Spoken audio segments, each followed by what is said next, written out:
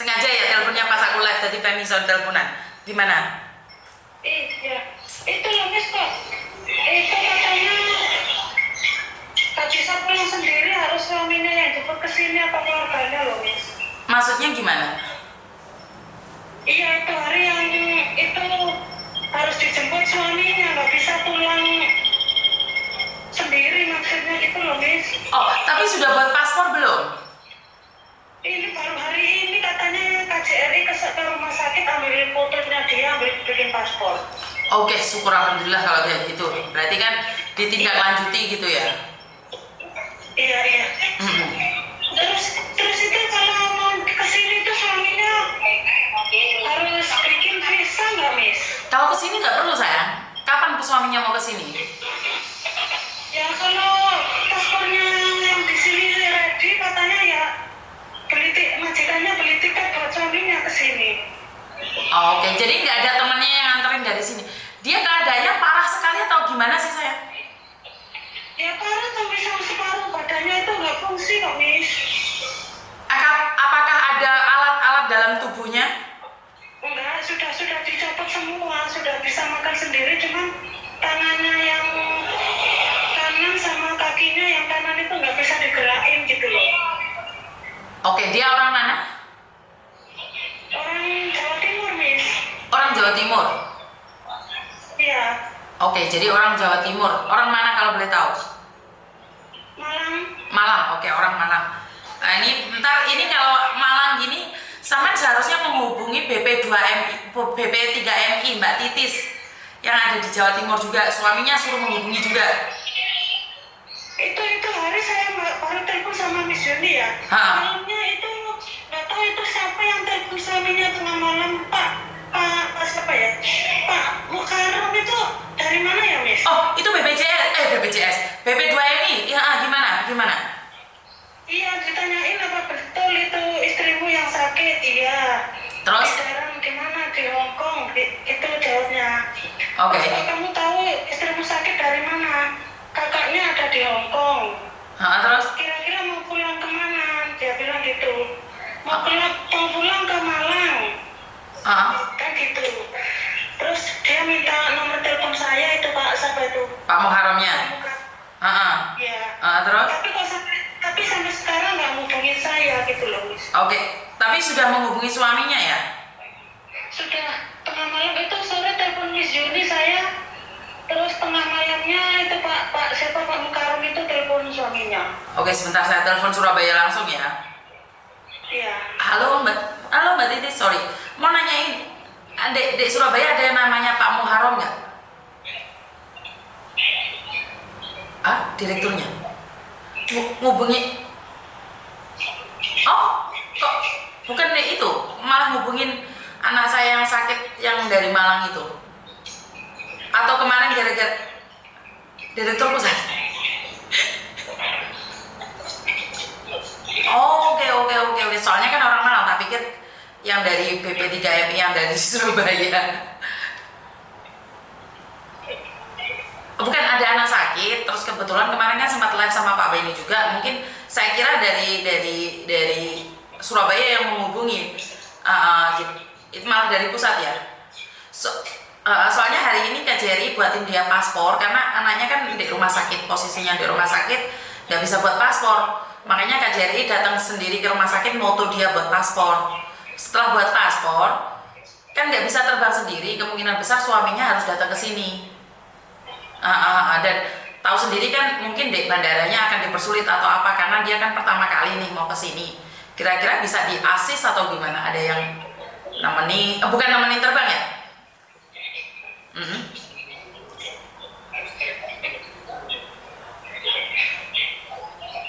Oh bukan, suaminya mau ngejemput, suaminya disuruh ngejemput ke sini. Bukan. Siapa yang nyuruh Mbak? Itu agent. Agentnya yang nyuruh. Oh, agentnya yang nyuruh. Iya. Dikasih duit sama dikasih tiket gitu, Mbak? Iya, sama majikannya dibelikan tiket pulang pergi. Oh iya, majikannya yang belikan. Jadi mungkin untuk penerbangan aja mungkin butuh asis saja atau menemani di bandaranya itu aja sih. Jadi masih tak suruh buat paspor dulu. Oh, Pak Muharrem malah dari pusat ya? Waduh, salah saya. Direktur pusatnya. Oh, salah Yuni, ini kebiasaan nih. Oke, terus Mbak Tisis, terus gimana yang di Rusia itu Mbak?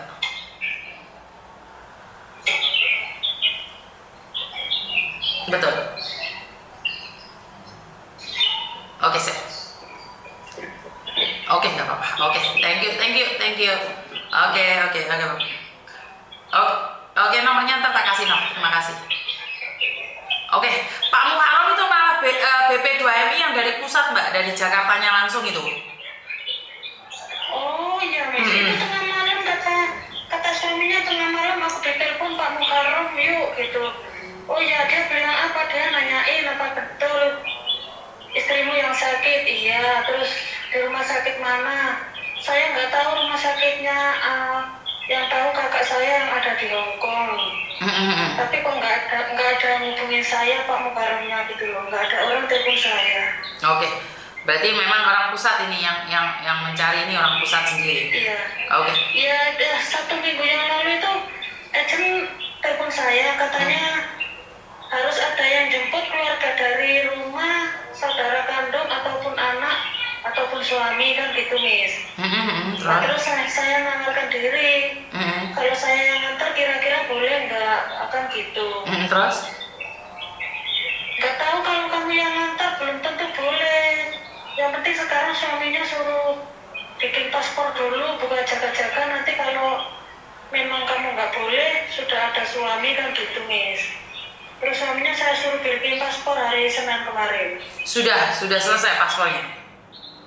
Kata suaminya paling cepat 4 hari, paling lambat 1 minggu gitu, Miss. Oke, jadi suaminya sudah siap buat paspor nih? Iya, sudah siap buat paspor. Oh iya, Miss, ini saya juga mau tanya. Kira-kira kalau pulang Indo itu ada bantuan biaya pengobatan nggak, Miss, dari BPJS itu, Miss, atau BP2MI? Maka dari itu nih, kenapa saya tadi hubungkan sama kalian, biar mereka kan urusan untuk di Indonesia kan biar pemerintah yang ngikutin, benar nggak? Kenapa kalau bisa nih suruh suaminya itu menyimpan nomornya Pak Muharrem. Pak Muharrem itu ternyata direktur pusat. Iya. Jadi saya juga menyimpan, Miss. Oke, jadi itu adalah orang direktur pusat. Nah, kalau masuk rumah sakit seperti apa, ntar saya akan nyuruh mereka untuk membantu masuk rumah sakit. Nah, pertanyaan saya itu turunnya kemana? Ke Surabaya atau ke Jakarta dulu?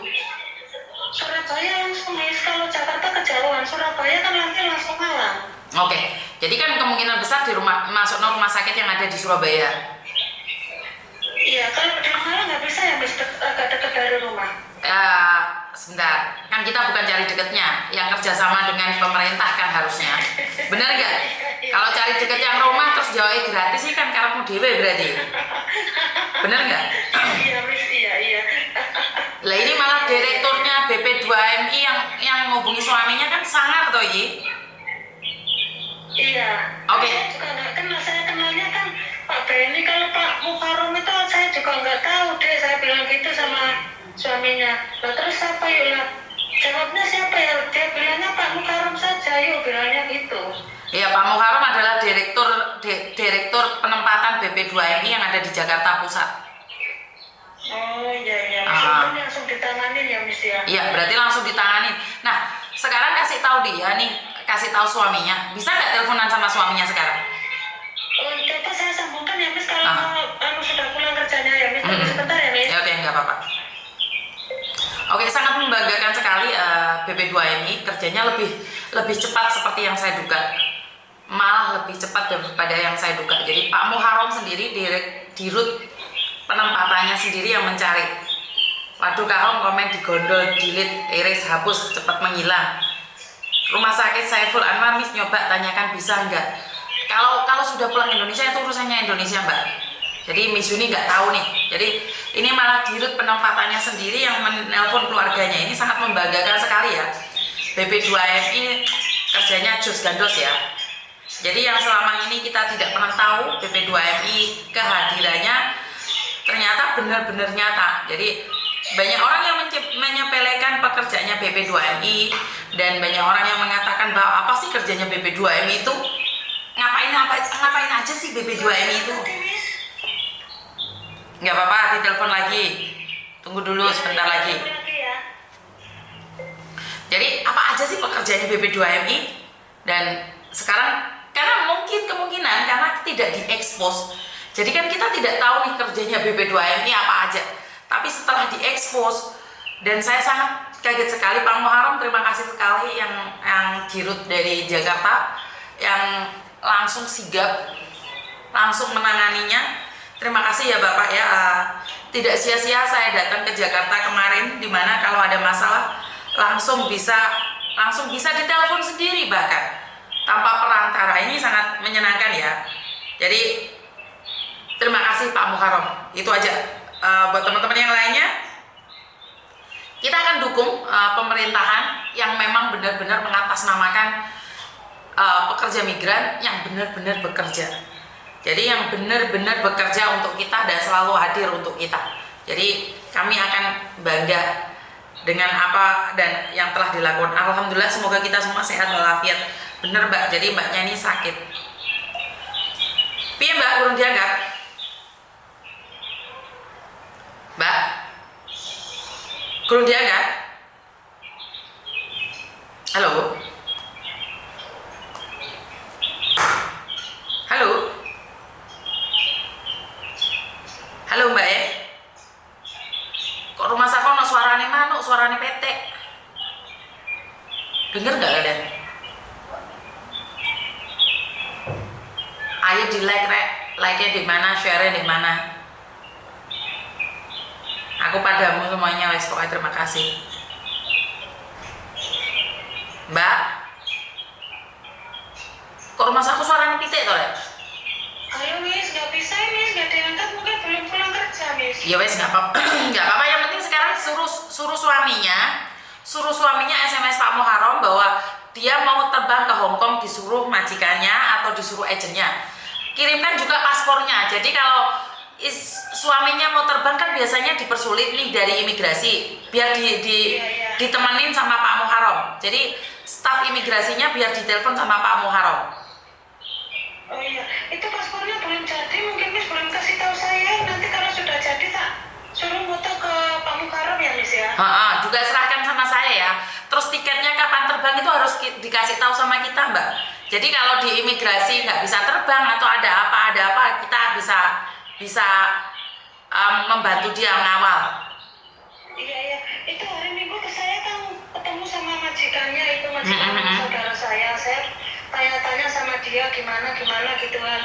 Terus dia nanya kira-kira siapa yang nganter dia pulang kan gitu, bukan kamu yang nganter gitu. Saya nggak janji, soalnya saya juga jaga orang tua di sini, takutnya nanti nggak dikasih izin. Kalau dikasih izin cuma sehari 2 hari kan berat dong Miss, kalau pulang ke Indo cuma sehari 2 hari ataupun 1 minggu kan saya juga sudah lama nggak pulang Indo gitu loh Miss. Jadi saya minta suaminya untuk kesini. Oke, jadi majikan dia bilang kira-kira kapan bisanya kesini, ya belum tahu soalnya itu paspornya masih mau bikin.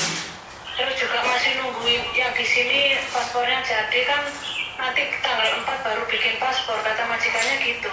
Kan itu hari dokter sudah ngasih surat itu loh Miss, surat keluar dari rumah sakit apa-apa gitu loh, sudah dikasih ke saya, terus sama dokternya sama susternya diambil lagi mau dikasih majikan. Ya kebetulan hari itu majikan juga jenguk dia di rumah sakit, jadi saya bisa tahu, bisa tanya-tanya banyak dari majikan dia gitu loh.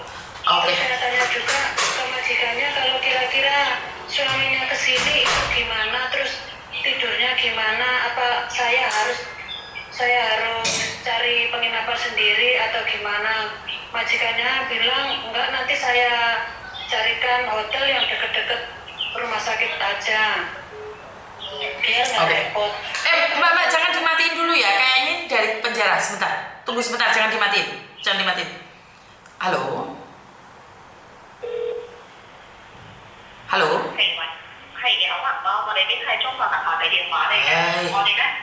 Tak pikir toko penjara, ternyata promosi bank. Oke, terus Mbak. Halo, halo, Mbak. Iya, Miss. Oke. Iya, iya. Jadi suaminya kalau paspornya sudah jadi, kalau ada tiketnya kamu kirim ke Pak Muharram juga ya? Oh iya Miss, iya nanti saya kirim ke Pak Muharram. Jadi Mbaknya ini di rumah sakit sudah berapa lama Mbak?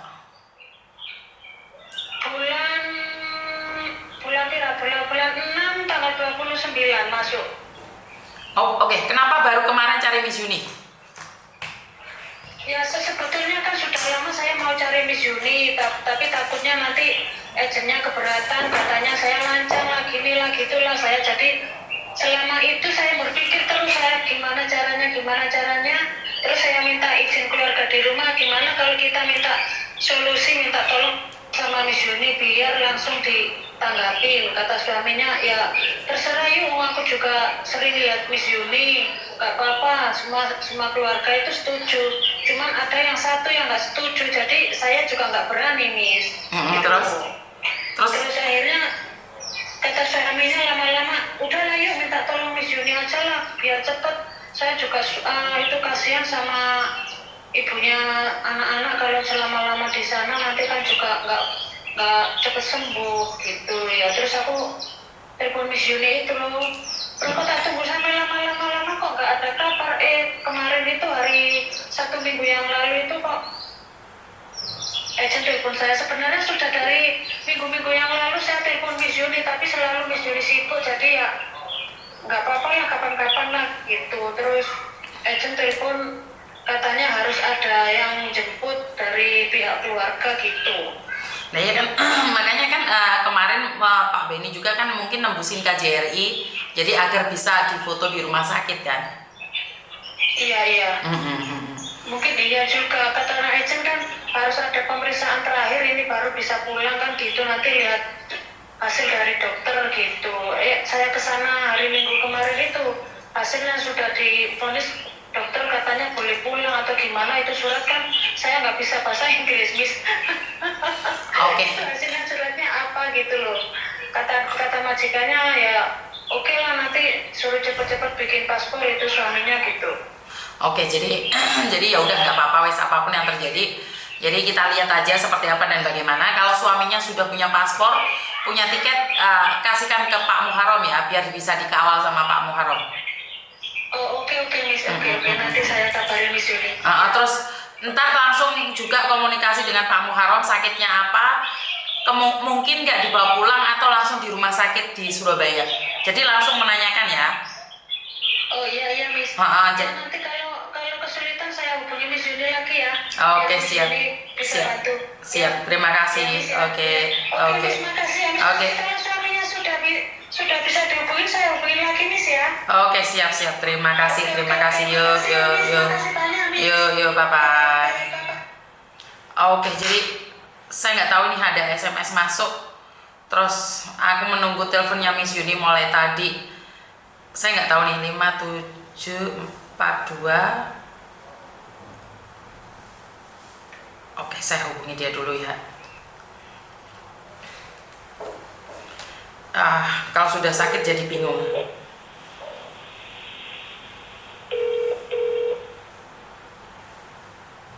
Jadi sakitnya sudah lama nih. Halo?